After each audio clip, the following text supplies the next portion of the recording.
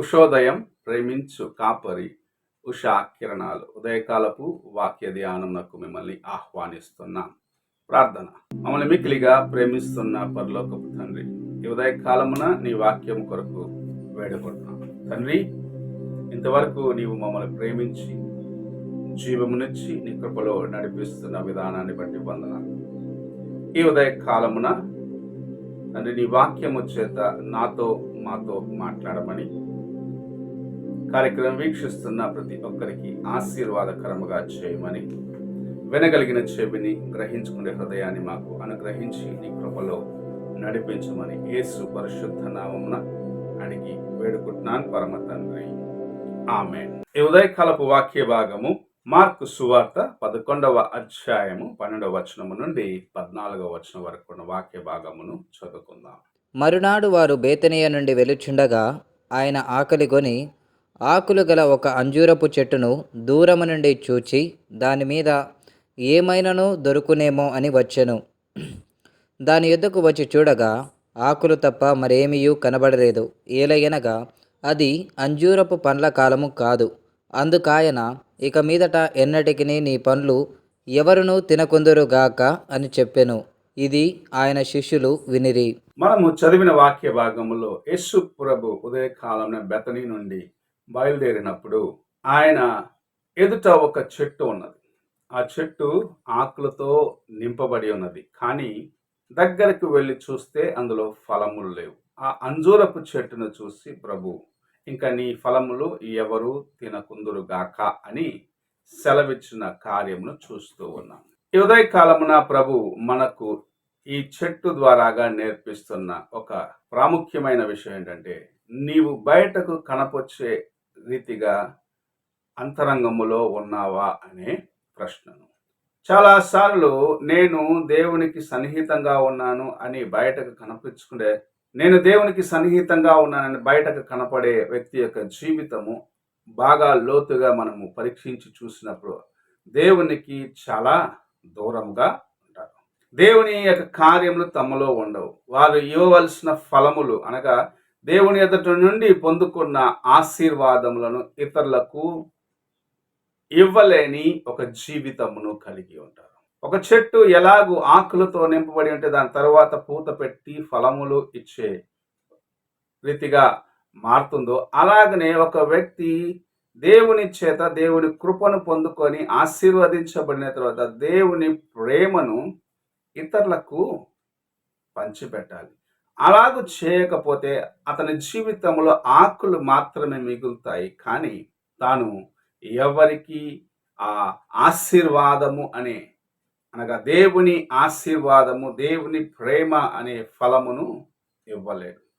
ఈ ఉదయకాలమున ఈ చెట్టు జీవితాన్ని ప్రభు మన ముందు ఉంచి ఉన్నాడు.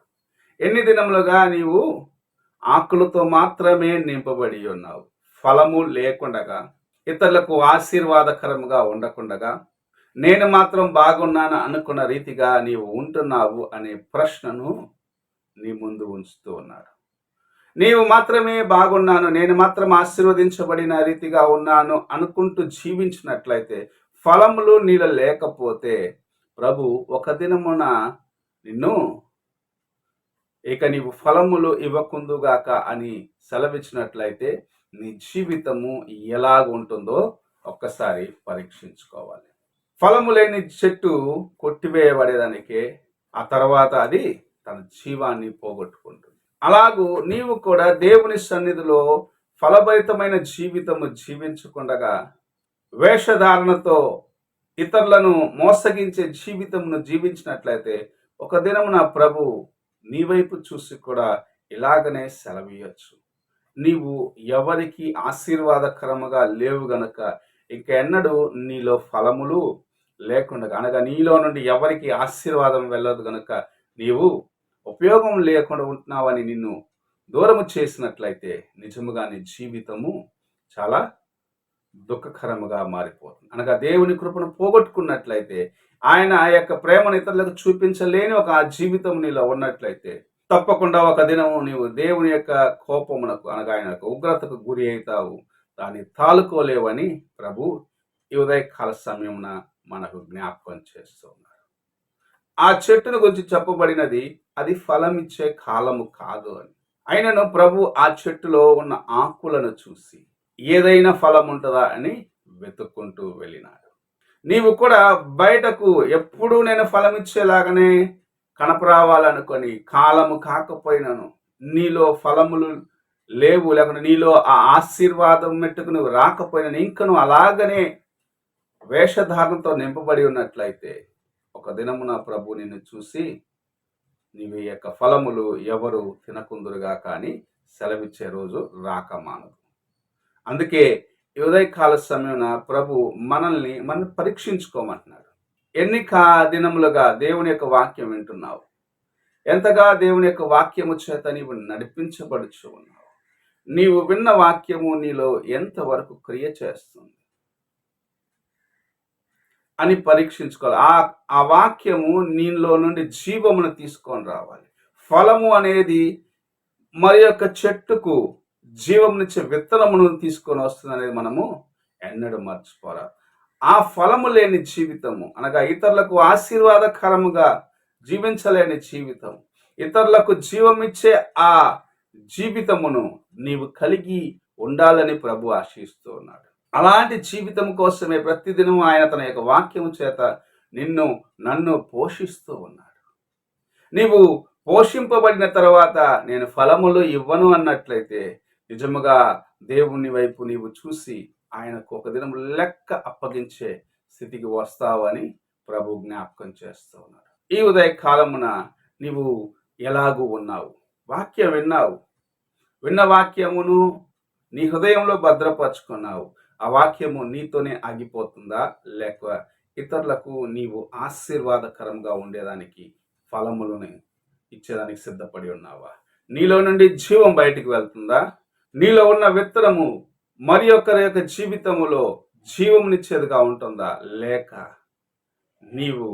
నేను మాత్రం బాగున్నాను, నన్ను చూసేదానికి నేను బాగున్నాను, ఇతరులకు ఎలాగున్నాను పర్వాలేదు అనుకొని జీవించినట్లయితే ఒక దినము రాక తప్పదు. ప్రభు నీ ఫలములు ఎవరికి ప్రయోజనంగా ఉండవు గనక, లేక నీ ఫలములు లేకుండా ఉన్నావు గనక, ఎవరికి నీవు ఆశీర్వాదకరంగా లేకున్నావు గనక నిన్ను తీసివేసే దినము రాక తప్పదు. అంతకు ముందే మనము జాగ్రత్త పడాలి.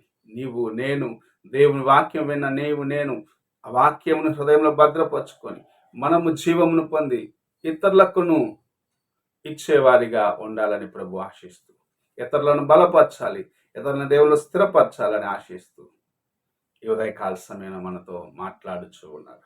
నీవు ఎలాగున్నావో ఒక్కసారి నీవు పరీక్షించుకో, ప్రార్థన చేసుకో. మమ్మల్ని మిక్కిలిగా ప్రేమిస్తున్న పరలోకపు తండ్రి, ఈ ఉదయకాలమున నీవు అనుగ్రహించిన నీ మాటలను బట్టి వందనాలు చెల్లించుకుంటున్నాం. మేము నీ యొక్క నాయన ఆశీర్వాదాలను జీవమును పొందుకొని మా వరకు ఉంటే చాలు అన్న అనుభవంలో ఉన్నట్లయితే ఈ దినం నుండి అందులో నుండి బయటకు తీసి నీ కోసము నాయన జీవించేదానికి, నీ కోసం నిలబడేదానికి, నీ కోసం నాయన పరిగెత్తేదానికి మాకు సహాయం చే, ఫలమయం కలిగి ఉండి ఇతరులను నాయన నీ కొరకు ఆదాయం చేసే అనుభవంలోకి తీసుకొని రమ్మని యేసు పరిశుద్ధ నామం అడిగి వేడుకుంటున్నాను తండ్రి, ఆమేన్. తండ్రి అయిన దేవుని ప్రేమ, కుమారుడైన క్రీస్తు కృప, ఆదరణకర్త అయిన పరిశుద్ధాత్మిక సహవాసము ఇప్పుడును ఎల్లప్పుడూ తోడై ఉండి సదాకాలము నడిపించునుగాక. ఆమేన్.